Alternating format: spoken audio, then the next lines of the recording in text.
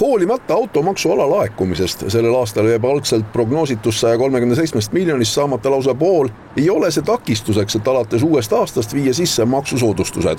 Automaksu muudatuste eelnõu on juba Riigikogus menetluses, siis nüüd lisatakse sinna ka registreerimismaksu soodustus. Nimelt võrdsustatakse M-kategooria sõidukid registreerimismõistes N-kategooriaga ehk sõiduautodega. Seda selleks, et ka paljulapselised pered ja puudega inimesed saaksid lihtsamalt sellist transpordivahendit soetada.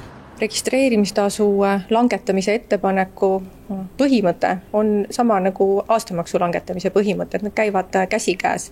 Et me ei näinud põhjust, miks neid peaks eraldi kohtlema ja sellepärast on meilt läinud ettepanek Riigikogusse ka registreerimistasu vähendada 8-9 kohalistel bussidel.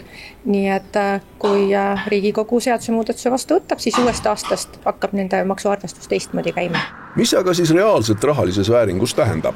Praeguste andmete järgi, kui vaadata, et milline on registreerimistasu süksel tüüpilisel M-kategooria bussil, mis siis registreeritakse, on selline keskmiselt natuke üle 2000 euro, N-kategoorial kuskil 500 euro kandis niimoodi, et umbes 4 korda võiks siis M-kategooria bussi registreerimistasu väheneda.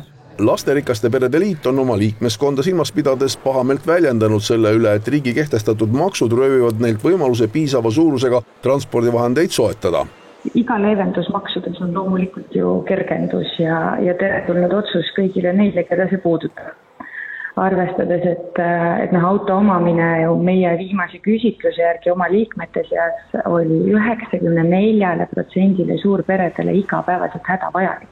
Kui nüüd võib-olla hakata seal vaatama, et kui palju siis päriselt aastas autosid ostetakse, see on nüüd nagu teine küsimus, et kui palju seda siis lõpuks puudutab suurperesid, eks ole. Tegelikult on nii, et seaduse muudatuse jõustumisel hakkab see soodustus kehtima kõigile, kes sellist transpordivahendit soetada soovivad. See maksusoodustus, mis nüüd hakkab registreerimisel kehtima alates uuest aastast, ei kehti ainult suurperedele ega paljulapselistele peredele, aga see hakkab kehtima kõigile, nii kui soetad selle suurema bussi M-kategooriasse, mis kuulub, nii ka soodustust saad.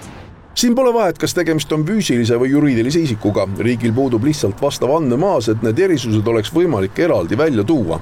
Rahandusministeeriumi hinnangul jääb soodustuse kehtima hakkamisel laekumata aastas umbes 1 000 000 eurot maksutulu.